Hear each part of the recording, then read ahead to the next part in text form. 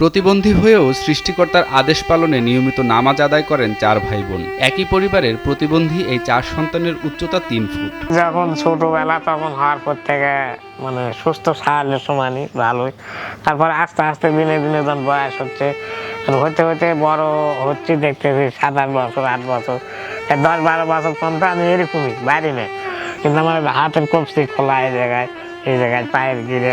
সন্তানদের এমন পরিস্থিতি দেখে শোকে মানসিক ভারসাম্য হারিয়ে পথে পথে ঘুরছেন দিশেহারা মা। সৎমা নিয়েছেন লালন পালনের ভার।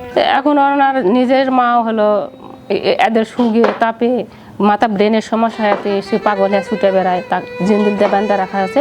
দ্বিতীয় আমাকে বিয়ে করে নিয়ে এসে আমি এদের দেখাশোনা করি, আমি এদের দিকে দেখে আমি বাচ্চা কাচ্চা কোনো কিছু লিইনি।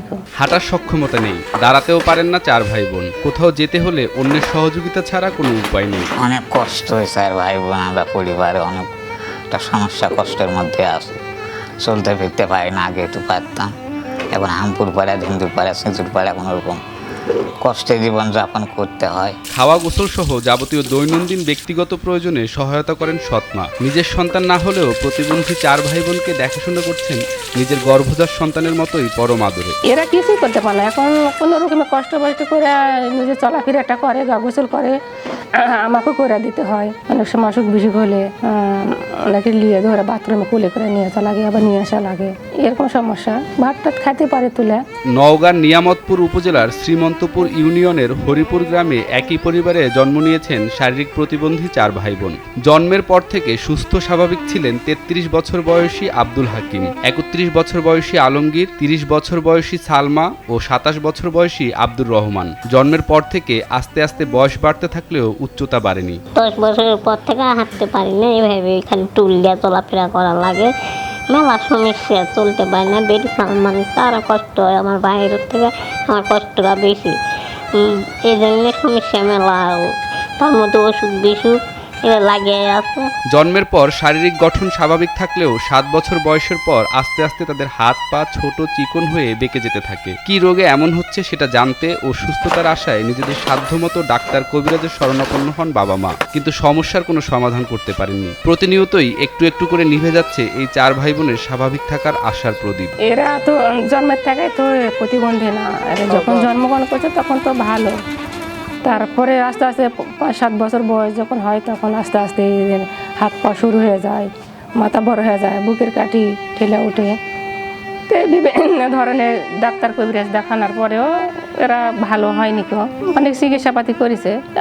এখন বর্তমান অবস্থায় এটা হয়ে আছে। এখন আল্লাহ পাকের ইচ্ছা, কেন এরা এরকম হলো এটা আমরা মানুষ বলতে পারবো না, আল্লাহ পাক ছাড়া। শৈশবে যারা ছুটে বেরিয়েছেন গ্রামের পথে প্রান্তরে, এখন তারা চলাচল করেন ব্যাটারি চালিত রিক্সা বা টুল টেনে। পরিবারের অর্থনৈতিক অবস্থার জন্য বিশেষজ্ঞ চিকিৎসকের পরামর্শও নিতে পারছেন না অসহায় 4 ভাই বোন। দুর্বিষহ একটা দারিদ্রতা, তারা ছোট্ট একটা গাড়িতে আছে, দেখেন তারা নামতে পারে না, চলতে পারে না। তাদেরকে যদি রাষ্ট্রীয়ভাবে কোনোভাবে সাহায্য সহযোগিতা করে সরকার, মাননীয় প্রধানমন্ত্রী শেখ হাসিনা, তাহলে তাদের পরিবারটাও বেঁচে যায়, তাদের একটু হলেও দুঃখ দুর্দশা হয়তো বা লাঘব হতে পারে। সরকার ও সমাজের বিত্তবানদেরকে প্রতিবন্ধী এই 4 ভাই বোনের পাশে দাঁড়ানোর আহ্বান জানান তাদের প্রতিবেশী ও এলাকাবাসীরা। মানুষের দ্বারা হয়তো নিয়ে যায়, আগে ছিল না গাড়ি, এরদিন একটু গাড়ি নিল, আগে তো মনে করছে কোনো পিঠে করে নিয়ে যায়, এখানে ওখানে নিয়ে যেত, এখন তা পারে না, এখন বর্তমান গাড়ি আছে, এই গাড়ি কেউ তুলে দেয়, তখন এখানে বাজারে একটু নামে ঘোরাফেরা করে, চা খাওয়ার ইচ্ছা হলে ধরে নিয়ে যায়, সেখানে বসা ওখান থেকে আবার খাওয়া হলো, আবার গাড়ি তুলে দেয়, এখান থেকে বাড়িতে যায়। আগে একটু চলাফেরা করতে পারতো, কিন্তু এখন অতটা চলাফেরা করতে পারে না। এখন শরীর ভারী হয়ে গেছে আস্তে আস্তে বয়সে, এখন গাড়ি ছাড়া চলতে পারে না এরা। আমরা যদি গাড়ি তুলে দিই তাহলে আসে, আবার গাড়ি তুলে দিলে আবার বাসায় চলে যায়। এদেরকে 4 ভাই বোন প্রতিবন্ধী, এদেরকে একটু সরকার থেকে কোনো কিছু দেওয়া উচিত।